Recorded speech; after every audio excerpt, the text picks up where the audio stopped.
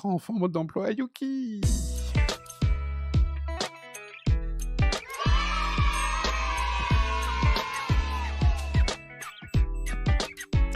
Et bonjour Dorothée Gabet. Bonjour Didier. Comment ça va bien?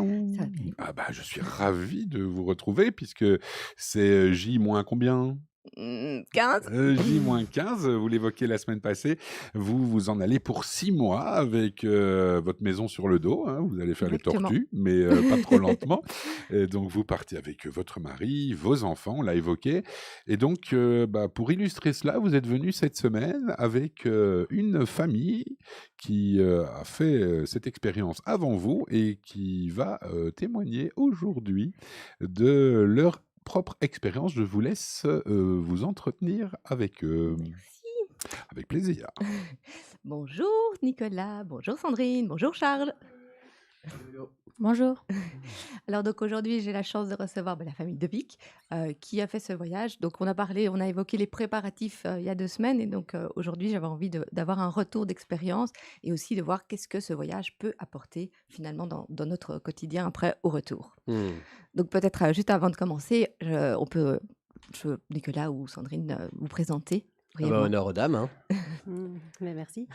Moi, je suis psychologue de formation et puis je me suis orientée vers le coaching, l'accompagnement des personnes qui ont envie de se lancer dans un projet qui leur tient à cœur.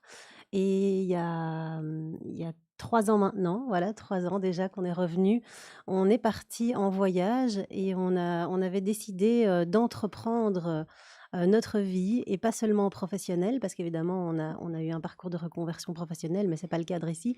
C'est de pouvoir emmener évidemment notre communauté aussi en voyage, de vivre ce voyage en famille et de pouvoir le partager, donc de continuer à travailler à distance en partageant tout ce qu'on vivait justement dans cette expérience complètement inédite Mmh. avec les gens qui nous suivaient et qu'on accompagnait.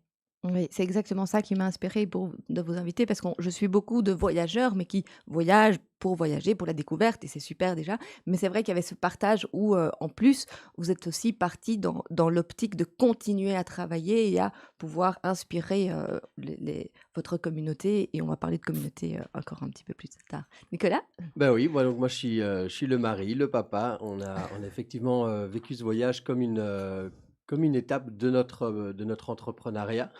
On aime dire que l'entrepreneuriat, c'est la voie royale du développement personnel, spirituel. C'est un voyage déjà intérieur à faire. Et là, on a voulu y mettre en plus du voyage extérieur, aller à la rencontre de différentes façons de penser, de différentes façons de faire l'école, de différentes façons de Mmh. travailler.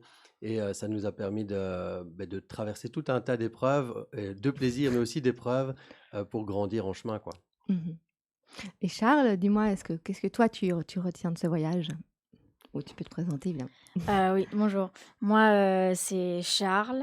Je suis en première secondaire et j'ai beaucoup aimé ce voyage. Ça m'a appris beaucoup de choses. Ça m'a ouvert l'esprit sur beaucoup de points différents.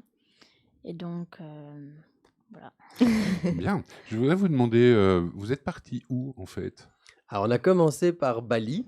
Mmh, On devait y passer 3 semaines et on la y a pire, passé hein? 3 mois. Voilà, on a aimé Bali et puis surtout, moi j'avais une petite épreuve personnelle à traverser parce que ce voyage, c'était une accumulation avant de partir de beaucoup de préparatifs, et on a voulu vraiment partir freestyle et donc j'ai un petit peu, pété un câble en arrivant à Bali en me disant: «Ah, qu'est-ce qu'on a fait? Comment est-ce qu'on va faire l'école aux enfants? Comment est-ce qu'on va faire tourner notre entreprise? Est-ce qu'on va y arriver? Est-ce que l'argent va rentrer?» Et donc moi je me suis mis en stress et donc on a décidé de rester à Bali pour 3 mois, le temps de poser les choses, de trouver une maison, de faire l'école. Voilà, on s'est installé là-bas et puis on a adoré Bali. Et puis on était vers l'Australie, on a été vers l'Inde, la Thaïlande et le Bhoutan. Ah oui, Mmh. c'est Donc pas Louboutin, hein, ça c'est autre chose. Mais, par contre, vous partez en oui, on Amérique parle du d'Amérique Sud. voilà, on n'a pas exactement les mêmes destinations, Voilà. voilà, mais après je crois que chaque culture, chaque expérience apporte quelque chose et donc Ah, ça c'est c certain, ouais. voilà, mais justement, ce que j'aimais bien, c'est que le fait de rester plus longtemps à Bali, vous êtes vraiment imprégné de la culture. Qu'est-ce qui vous a marqué, dans la communauté à Bali? Pour nous, ce qui était important, c'est vraiment de ne pas avoir un voyage Ouais. organisé, mais de pouvoir profiter de ce qui était proposé et d'aller à la rencontre des voyageurs. C'est ça qui Mmh. nous a vraiment guidés tout au long du voyage. Et on a choisi de s'installer dans une famille qui nous ont accueillis derrière leur maison. Ils avaient une Ah, petite génial. maison Mhm. à louer.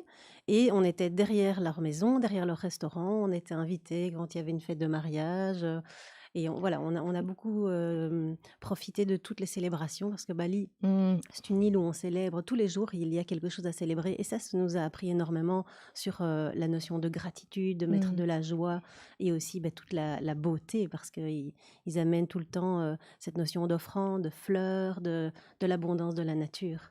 Et si je peux me permettre, vous évoquiez, monsieur, votre expérience en disant j'ai pété un câble très occidental, en disant est-ce que l'argent va rentrer enfin bref, c'est le travail, etc. On sait que beaucoup de cultures sont beaucoup plus chill à cet égard-là. Et donc, est-ce que ça vous a permis de relativiser? Est-ce que ça vous a appris quelque chose sur le recul que on peut prendre par rapport à nos vies toujours stressantes dans le monde européen et occidental? Ou bien. Ah oui, oui, clairement, hein. Donc c'est D'accord. ça c'est ça le chemin, quoi.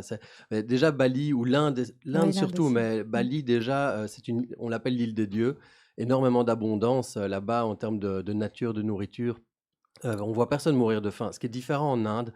Donc Bali, il y avait ce côté, en fait, on a tout et puis la vie était vraiment pas chère. Je me rappelle à un moment avoir stressé à se faire un resto à 4 pour 6 euros en me disant: «Ah, ils s'emmerdent pas», puis ils ont rien de me rappeler: «Bah, écoute, on a mangé à 4, on en a pour 6 euros, je crois qu'on va s'en remettre». Donc voilà, il y a ça. Oui, ça fait rêver quand même. Heu, En même temps, voilà, je sais pas. Justement, je voulais me tourner vers Charles, si tu permets, Oui. Dorothée, un instant. Je voulais lui demander justement, est-ce que tu t'es rendu compte pendant ce voyage, il a duré combien de temps en fait? 1 an. 1 an quand même, c'est-à-dire le double de ce que vous vous apprêtez à faire vous, Dorothée. Je voulais te demander, Charles, si tu me permets de te tutoyer aussi, Oui, oui. est-ce que tu t'es rendu compte à quel point tu étais privilégié par rapport aux autres peuplades que tu as pu rencontrer dans ce périple? Oui, quand même. Parce qu'on voyait quand même autour de nous, qu'il y avait des gens, plus pauvres, qui habitaient parfois dans de moins bonnes conditions. Mais, mais ils étaient parfois, aussi heureux, Mm. en ayant moins. L'argent Mm. ne fait donc pas le bonheur et l'adage dans ces régions-là est plus que Mm. concret, on va dire. Ouais, exactement. Peut-être, vous pouvez parler de l'expérience que vous avez eue en Inde justement à la rencontre d'une communauté. Enfin donc aussi on va peut-être parler Nicolas a écrit un livre en fait qui raconte, cette aventure du voyage, mais qui va beaucoup plus loin, qui est un voyage, intérieur, comme vous le dites si bien. Oui, j'ai écrit un bouquin, enfin avec l'aide de Sandrine, des enfants, pendant la période du Covid, on a pris le Mmh. temps d'écrire, de mettre parce que ce chemin, en fait, de se libérer de la peur du manque, c'est essentiellement Mmh. ça a été mon voyage et puis les enfants ont vécu le leur, Sandrine a vécu le sien, mais mon truc, c'était vraiment de me libérer de cette peur-là, et donc j'ai mis ça sur papier et ce qui nous a aidé aussi, c'est d'aller vers des communautés. Mmh. Donc on a habité, à Bali, on a passé énormément de temps dans une communauté qui est le Yoga Barn, une espèce de la Mecque du yoga, à Bali. On a passé du temps chez Amma en Inde aussi, une gourou indienne qui a créé un ashram qui rassemble des milliers de personnes. Et puis on a compris à quel point le fait d'être ensemble, d'apporter de la valeur autrement que par le travail, juste de l'entraide. Par exemple, hein, dans le ashram d'Amma, il y a le Seva qui est un service désintéressé fait à la communauté. Donc, à un moment, les enfants disent: «Bon, ok, on va laver les casseroles». Bon, il faut savoir que pour des milliers Mmh. de personnes, c'est des casseroles qui sont plus grandes qu'eux. Donc, il y a du travail, Waouh! quoi. Ou aller simplement s'occuper des déchets, etc. Ce sont vraiment des tâches qu'on fait au service de la communauté. Et en retour, on est dans un endroit où on peut vivre ensemble, quoi. Mmh. Donc, on a appris énormément de ces communautés-là. Et puis, ça nous a donné des idées aussi sur comment nous faire vivre notre communauté sur le web et les gens qu'on rencontre à travers nos séminaires, nos interventions, comment prendre soin de cette communauté, faire en sorte que ce soit pas juste à propos de nous, mais aussi que ce soit de la Mmh. co-création, du partage, du mouvement, quoi. Mmh. Sandrine, tu as rajouté? Oui, et puis effectivement, on est dans une séquence aussi par rapport à la parentalité. Et c'est vrai Bien sûr. qu'on voulait faire vivre à nos enfants aussi cette approche de la communauté, parce que nous, on vit dans une société très Très individualiste, individualiste, chacun c'est dans sa sûr. petite famille. Et là, on est confronté, notamment à Bali ou en Inde, au fait de vivre dans des familles plus élargies, de Mmh. participer. Les enfants aussi, quand on leur demandait de faire pendant 3 heures la vaisselle à l'ashram, ça a été un gros travail pour eux aussi. Et donc, ils en ont beaucoup profité, se lever très tôt le matin pour aller décharger les noix de coco. Donc voilà. Et puis à côté de ça, il y a eu tout la scolarisation qu'on a fait avec eux. Oui. Et là, on s'est rendu compte qu'il y a certaines matières qui demandent à être vraiment prises en compte par rapport à notre programme, mais la plupart de ce qu'ils ont appris, c'est C'est vraiment sur sur le c'est terrain, l'école de la vie, en fait. l'histoire, la géographie. Oui, c'est super. Écoute, toi, qu'est-ce que tu retiens, Charles, de cette expérience, du travail, manuel et de qu'est-ce que tu retiens de cette expérience en Inde? Effectivement, j'ai beaucoup, appris. Hem, c'était du travail. Parfois, on se levait à 5 heures du matin avec Mmh. papa. On a été décharger, une camionnette entière de noix de coco. Hem et donc on offrait des services, des intérêts, pour la communauté. Mmh. C'est un peu comme le kibboutz, hein, finalement. Absolument. Mais c'est super cette expérience de communauté. Est-ce que du coup, donc on disait que ça vous avait inspiré, c'est-à-dire que maintenant, du coup, vous avez créé votre propre communauté, c'est ça? Sur votre Ben, ça fait 9 ans qu'on rassemble des gens qui veulent se réinventer, qui veulent entreprendre. Ça fait partie de ce qu'on fait depuis toujours. Mais ici, on est revenu vraiment avec une intention que des choses se passent au sein de notre communauté, Mmh. aussi sans nous. Donc, on est en train vraiment de travailler avec notre équipe sur la mise en place déjà d'un système Mmh. au sein duquel les gens ont confiance, de se rencontrer, de faire qui soit force de proposition aussi. Donc, de vraiment amener l'espace de co-création, de partage, plutôt que d'être à sens unique, hein. Souvent, où il y a des gens, voilà, sur internet, ben, ils envoient des messages vers une Oui. audience, donc il y a des gens qui écoutent. Un peu comme ici, à la radio, ben, il y a le Oui. système de j'envoie un message vers une audience. La communauté, c'est quand il se passe des choses entre les gens aussi. Mmh. J'ai effectivement oublié de mentionner que Nicolas, Sandrine, ce sont aussi mes mentors qui m'ont permis justement de développer, mon projet de cœur avec, Ah, Rock You Education. C'était quand voilà. même assez important de le mentionner. Didier, une petite question pour la Ben, fin parce que ouais, moi, je voulais savoir ce qui m'intéresse toujours, c'est le côté des enfants. mmh Ça a été facile pour toi, Charles, de t'adapter aux cours donnés par papa et maman, j'imagine, pour le coup. Hem, pour moi, ça c'était très bien.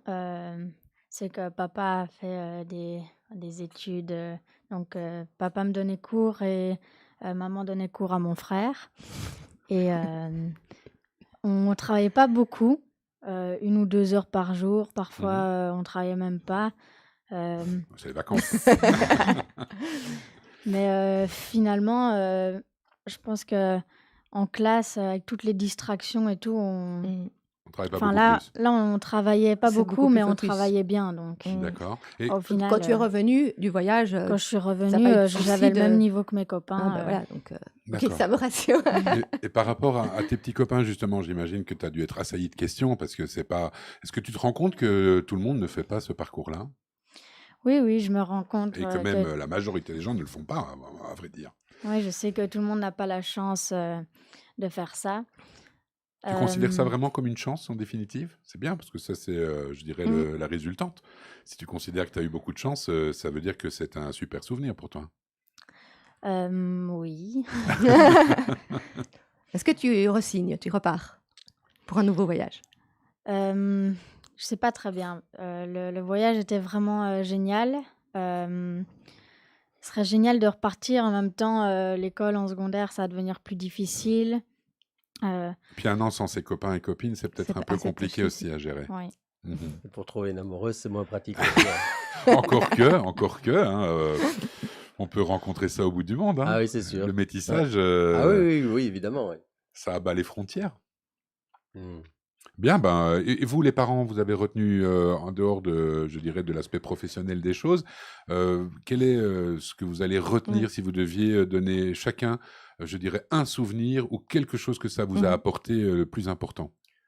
Moi, souvent, je me dis que c'est un jour, si je serais sur mon lit de mort, je me dirais: «Chouette, j'ai fait ça, j'ai Mmh. vécu ça avec ma famille». Ça faisait vraiment partie des grands rêves et c'est vraiment agréable d'avoir été au bout et d'avoir vécu ça avec nos enfants parce que c'est un temps très privilégié quand même à Ouais. passer, Absolument. alors à un moment, c'est parfois énervant d'être 24 heures sur 24 à 4, mais c'est tellement extraordinaire d'avoir ce moment-là ensemble, ça vaut de l'or, ouais. Et Mmh. vous, Sandrine? Moi, ce que je retiens, c'est notre capacité Mmh. d'adaptation et de résilience, parce qu'on a été confronté tout le temps à de la nouveauté, ce que notre cerveau n'aime pas en fait, Mmh. la nouveauté et du changement. J'adore les psys. Hein. On ne sait plus faire 2 phrases sans parler de résilience au jour d'aujourd'hui, mais c'est très bien. Et en étant avec les enfants, voilà, on a dû faire preuve, nous, de courage, d'être des piliers, alors que Mhm. Nicolas a pété son câble. Et eux nous Et ont vous fait pas? confiance. Ah bah, pendant longtemps, j'ai dû tenir. Et puis les enfants nous ont fait confiance aussi parce qu'il y a des Mmh. jours, on ne savait pas où on allait dormir le soir. Donc ça Mhm. nous a vraiment Mmh. montré qu'on était capable de s'adapter en toute situation. Et L'école de la vie, en Les- quelque sorte, Exactement. grandeur nature. Totalement Et l'école. aussi, juste pour terminer là-dessus, souvent on se dit, c'est vrai dans la vie de tous les jours, on s'imagine plein de scénarios catastrophes, ça va mal se passer, on va ci, on va ça, et en fait tout va bien, quoi. Quand on lâche prise et qu'on se laisse aller, et Mmh. qu'on se laisse porter par l'instant présent, ben, Tout va bien. tout Et va quand bien. on est avec des enfants, on est très vite bien accueillis partout dans Mmh. le monde, en Mhm. fait. Et donc Dorothée, profitez de votre voyage à fond, ça Merci. va, Bah, juste ces ça va mots-là, être ça trop m'a. bien. J'en ai des petits frissons.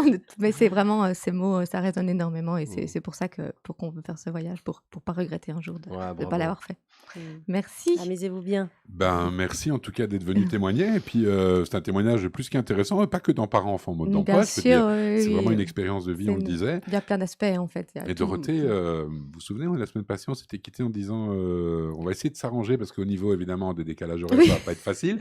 Mais je vous engage à mettre le réveil de temps en temps parce que le mardi, en tout cas, quand c'est votre tour, on va tâcher de vous avoir en ligne si vous êtes dans une zone où il y a du réseau. On Ça- trouvera une solution. On va trouver une solution, mais on va voyager en même temps que vous, C'est tiens, pourquoi gentil. pas. Avec Bon plaisir. voyage, Merci.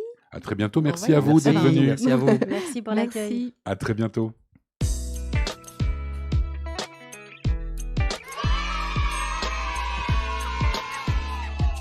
Et voilà, une bien belle expérience